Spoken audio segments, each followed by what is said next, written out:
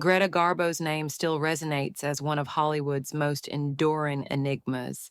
Her presence felt almost ghostly to those who encountered her, an ethereal figure who would appear briefly, dazzle everyone around her, and then vanish without explanation. Some colleagues, even those well versed in witty banter, found themselves utterly speechless in her presence. Strangely enough, it wasn't just her screen image that captivated millions.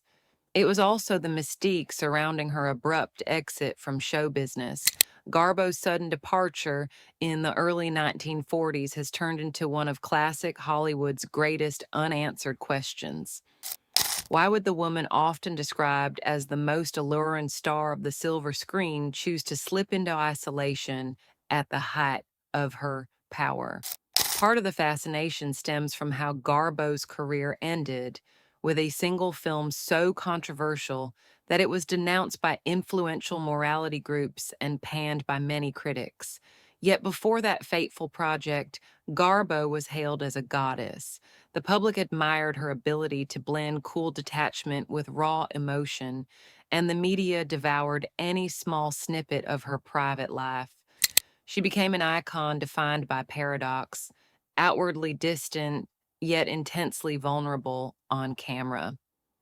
People whispered stories about fleeting glimpses of her in public spaces, always swirling with rumors that she was simply too shy, too guarded, or too burdened by fame to enjoy Hollywood in the way many of her peers did.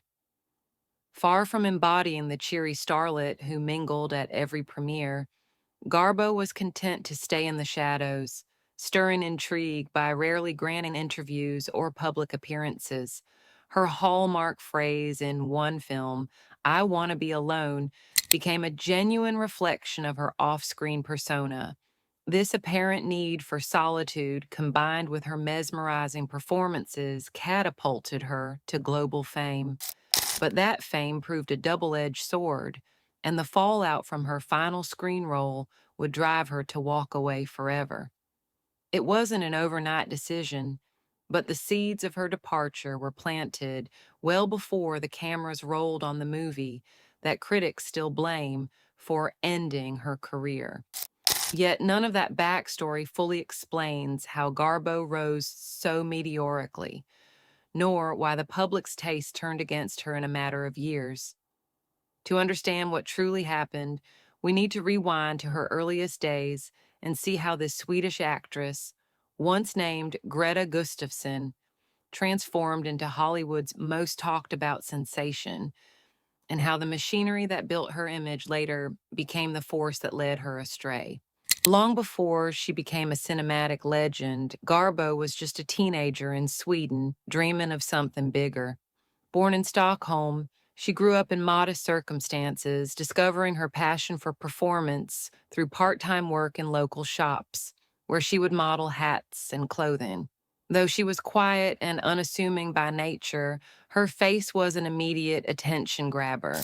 Casting agents noticed how the camera adored her features: the high cheekbones, the penetrating eyes, and a subtlety that was striking in an era of theatrical exaggeration. Her breakthrough came in Sweden with a few smaller roles, but a more pivotal moment arrived when she was cast in the silent film The Saga of Gösta Berling. Despite her inexperience, she stole every scene. Word spread quickly, reaching the ears of MGM executives in the United States who were scouting fresh talent to reinvent their stable of stars. Curious about this shy newcomer, they offered her a chance in Hollywood, not entirely certain she would adapt to the new environment or appeal to American audiences. Her first U.S. films, Torrent and The Temptress, revealed a distinctive acting style. Unlike many silent era performers who relied on over the top gestures and expressions, Garbo specialized in something different: stillness. She drew viewers in by communicating internal emotions through subtle shifts in her gaze or a gentle tilt of her head. This compelling brand of minimalism felt revolutionary, especially when the camera closed in on her face. When she starred in Flesh and the Devil opposite John Gilbert, fans and critics alike recognized they were witnessing the birth of a new cinematic presence. There was an immediacy to her performances, a grounded realism that ignited massive interest. Her chemistry with Gilbert made headlines, both on screen and off. Suddenly, Garbo wasn't just another studio contract player. She was a phenomenon. Film journalists began referring to her as an exotic beauty and a European import whose appeal rested in a kind of unspoken sensuality. Soon, her pictures topped the box office, elevating her to a status on par with Hollywood's reigning queens. But this was only the first step in Garbo's rise to mythic stature. Eager to capitalize on the excitement surrounding her, MGM started crafting a specific public image.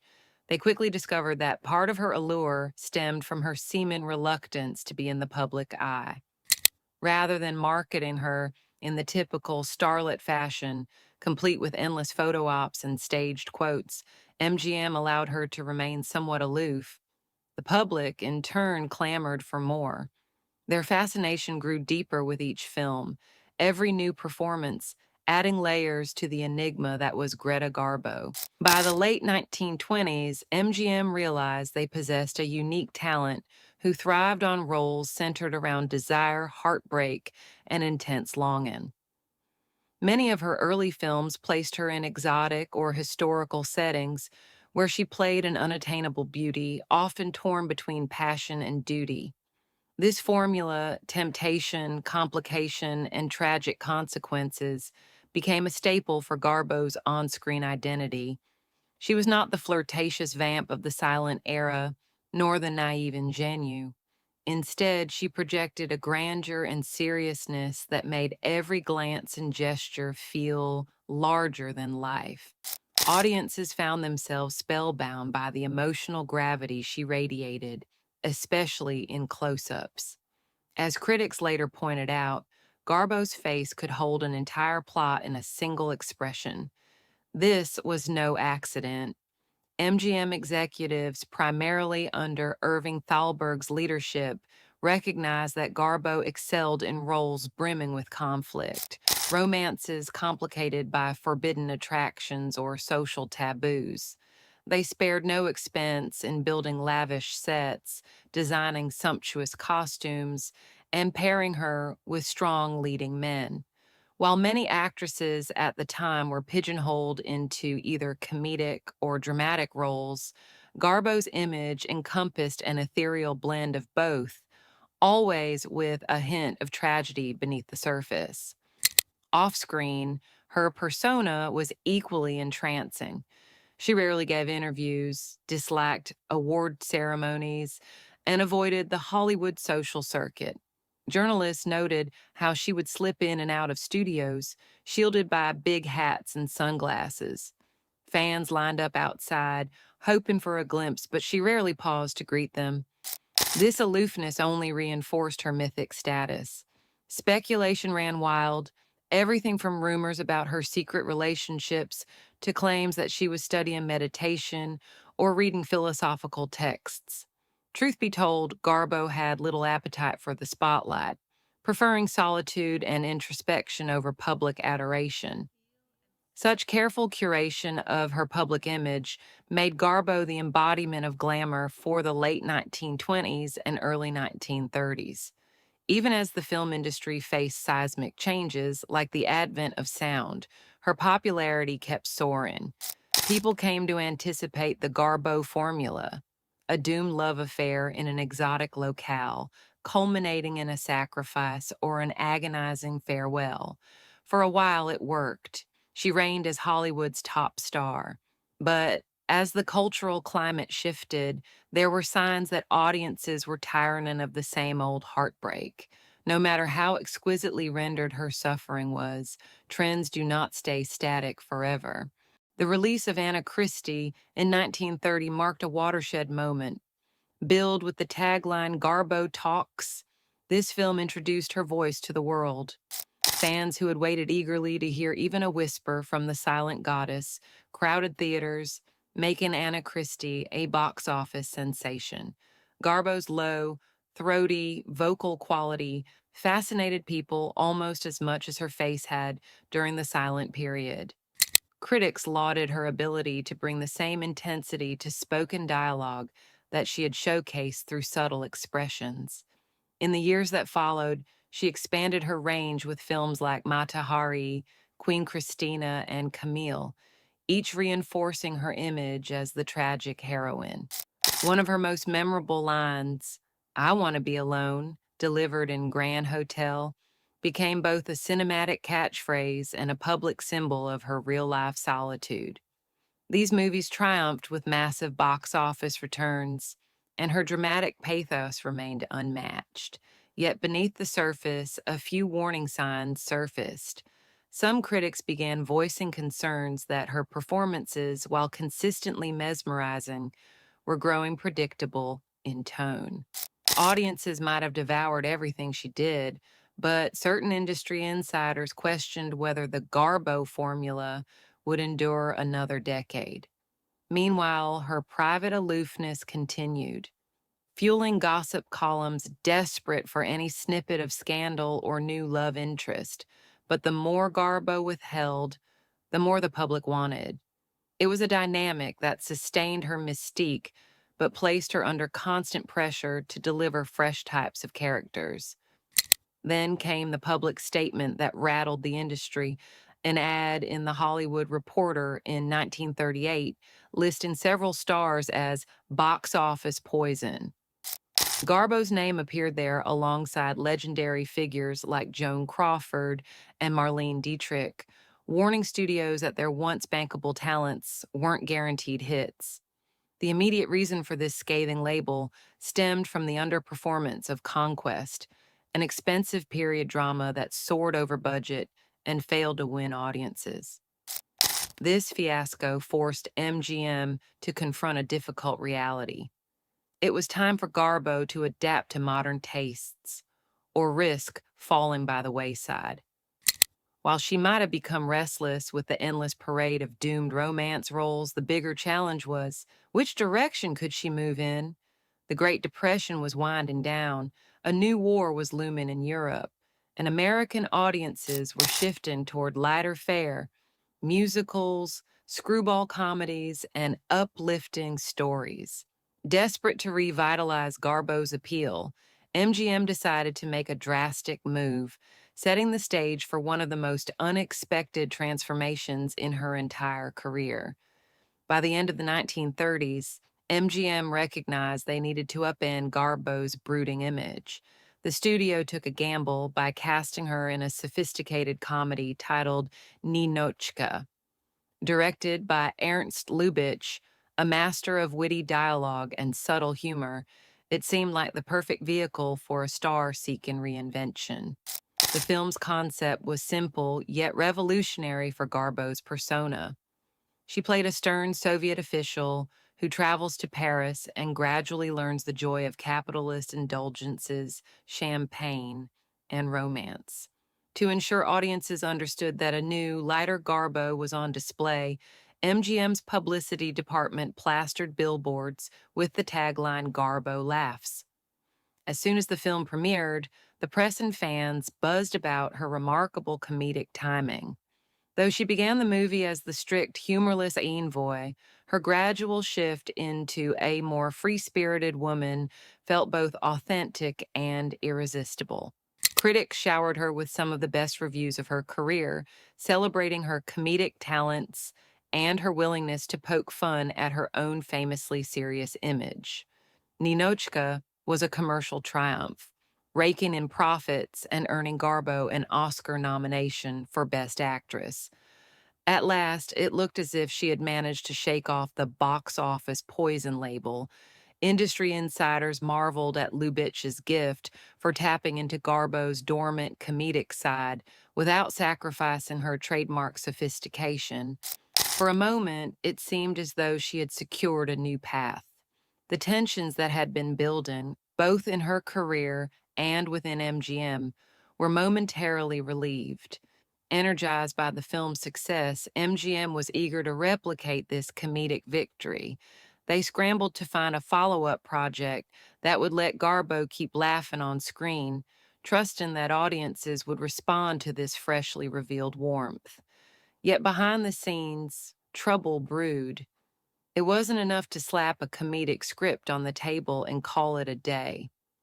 The success of Ninochka had depended on thoughtful direction, a polished screenplay, and a delicate balance that honored Garbo's strengths without feeling contrived. Unfortunately, the next production would fail on nearly every one of those fronts. Not long after Ninochka, MGM announced they would continue to embrace Garbo's comedic talents with another modern story, Two-Faced Woman. At first glance, it seemed like a safe bet. They even brought back Melvyn Douglas, her co-star in Ninochka, to keep some of that successful chemistry alive. This time, she would play a ski instructor named Karin, who marries Douglas's high society magazine editor, only to suspect that he might still be entangled with a former flame. To win him back, she masquerades as her own twin sister, a more flamboyant, party-loving character. From the very beginning, the production seemed doomed by poor planning and endless script rewrites. George Cukor, a respected director known for witty ensembles, had limited time to refine the screenplay. Budget cuts meant the sets and costumes lacked the lavish elegance typical of Garbo's earlier work. Even worse, Garbo found herself thrust into scenes that felt physically awkward, verging on slapstick. The story provided none of the nuanced, playful banter of Ninochka, instead leaning heavily on improbable farce. As filming progressed, some crucial plot points were cut or hastily reshot, creating narrative inconsistencies that left even the most patient viewers scratching their heads. The famously reserved actress was required to perform an upbeat dance sequence that critics would later call excruciating and glaringly miscalculated. Though she threw herself into the role with genuine effort, each new scene highlighted how ill-suited she was to the film's broad comedic tone. When Two-Faced Woman finally hit theaters in 1941, controversy erupted from a place the studio hadn't anticipated. A powerful religious group condemned the film for promoting immoral and unchristian attitudes toward marriage, and they encouraged followers to avoid seeing it. The condemnation grew loud enough that certain cities outright banned the movie. Stunned by the backlash, MGM scrambled to recut scenes and even added new footage to clarify the couple's fidelity. But the damage was done. Critics pounced, proclaiming the movie a mishmash of poor scripting and wasted star power. Some empathized with Garbo, insisting she wasn't the problem. Others were blunt. This was, in their eyes, the worst role of her career. The fiasco not only took a toll on her professional image, but also amplified her personal frustrations with Hollywood's systems of censorship and hasty production schedules. After years spent crafting a carefully maintained aura, Garbo found herself in a film that felt clumsy, cheap, and overshadowed by moral outrage. The very comedic pivot meant to reaffirm her stardom had instead turned her into a tabloid headline. It's one thing for a star to endure criticism or a flop, but Two-Faced Woman arrived at a moment when the world itself was changing at breakneck speed. The shadow of World War II loomed large. In Hollywood, the style of entertainment began shifting toward patriotic messages, wartime musicals, and uplifting comedies that resonated with a country on edge. Garbo's brand of worldly sophistication and European mystique no longer matched the escapist optimism studios were eager to promote. At the same time, MGM's leadership was changing. Irving Thalberg, who had understood Garbo's dramatic nuance, had passed away in 1936, leaving Louis B. Mayer as the dominant voice in the studio. Mayer favored wholesome, American-centric stories that appealed to mainstream families. As younger actresses like Lana Turner and Hedy Lamarr emerged, each with a fresh, modern spark, Garbo's image appeared increasingly out of step with the new decade. Though Two-Faced Woman recouped some costs, the lawsuit threats from certain regions and the extra expenses from re-editing pushed the film into financial disappointment. Garbo felt exhausted by the fiasco. She was nearing her late 30s, an age when female stars often found themselves receiving fewer or less prestigious offers. She had made millions for MGM, but the landscape had shifted.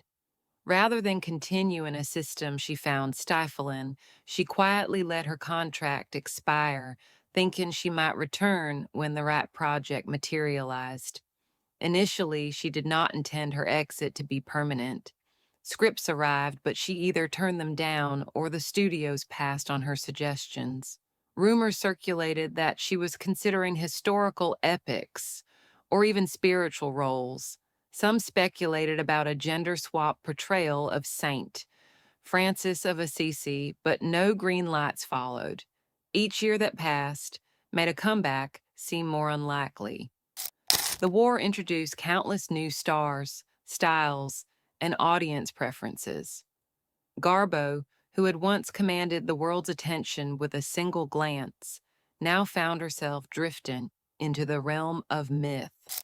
Ironically, the scandal around Two-Faced Woman only deepened her legend. People claimed she had chosen artistic integrity over chasing applause, or that she had grown too insecure to face a new generation of film goers. Others whispered she was just fed up with Hollywood politics. In truth, she never gave an all-encompassing reason. As quietly as she had once appeared, she now vanished, leaving behind one burning question. Was it Two-Faced Woman alone that ended her reign, or was it the culmination of bigger forces? Changing tastes, censorship wars, and personal disillusionment. In the decades after her self-imposed exile, Garbo remained a symbol of cinematic perfection and impenetrable privacy. Occasionally, someone would spot her on a stroll in New York City, an older woman bundled in a coat and sunglasses, politely deflecting attention. She became a whisper in the streets, a legend who had been on top of the world yet chose to step away.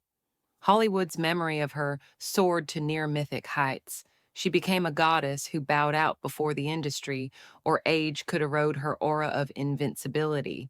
Looking back, one can see that Two-Faced Woman wasn't the single bullet that brought down her career. Rather, it was a sign of shifting sands. The production code was tightening, moral watchdogs were louder, and the studio system was less willing to take expensive creative risks on lavish star vehicles. Garbo's aloof nature, which had once been her greatest selling point, became a liability in an industry craving more relatable, chatty idols who would do publicity tours and radio spots. Even so, her artistry never waned in the public mind. Critics and historians continued to laud the perfection of her performances in the silent era and the innovative subtext she brought to talkies. Younger filmmakers discovered her old work and marveled at her expressive subtlety. Over time, her name came to represent that rare instance of someone who walked away at the top instead of clinging to past glory or succumbing to smaller roles. For better or worse, that final comedic misstep underscored the fact that Garbo's essence didn't mesh well with broad humor, rushed scripts, and external meddling. Could she have found success in the 1940s if she'd chosen a different path or signed with another studio? Quite possibly. But her life had never been about chasing the spotlight just to stay visible. She seemed to prefer the idea of preserving her mystique. Even in her own notes and letters, glimpses of frustration appear, but never do they convey a desperate longing for the studio life. In the end, perhaps it was that unwavering individuality, her determination to be alone, that cemented her status as an icon far beyond Hollywood's fleeting trends. Greta Garbo's disappearance from the silver screen remains a puzzle for classic film enthusiasts and historians. Though Two-Faced Woman bore the brunt of blame for derailing her career, the real story is more nuanced. It was a collision of timing, shifting audience tastes, corporate demands, and Garbo's personal desire for autonomy. In stepping away from Hollywood after that film, she protected the image she had built, a towering presence who refused to be reshaped into something she wasn't. Instead of fading gradually into minor parts or enduring the tabloids' relentless scrutiny, she left on her own terms, ensuring that her name would forever be associated with mystery and legend. Today, her impact can be felt in how leading ladies approach subtle acting, how stars negotiate their publicity, and how the public is drawn to stories of brilliant individuals who choose solitude over stardom. No matter how many new screen idols emerge, there's a timeless appeal in Garbo's decision to vanish while still adored, leaving fans to speculate on what might have been if she'd stayed. Her final bow begs the question, was her exit an act of personal liberation, or did she surrender too soon to the pressures of a rapidly evolving industry? We'll never get a definitive answer from Garbo herself, as she remained famously silent about her motivations. Yet maybe that's the point. By withholding her own voice, she left us to fill in the gaps, forever intrigued by the deity of the silent close-up, who decided once and for all to be truly alone. And in that silence, Greta Garbo's legend only grows stronger with each passing year.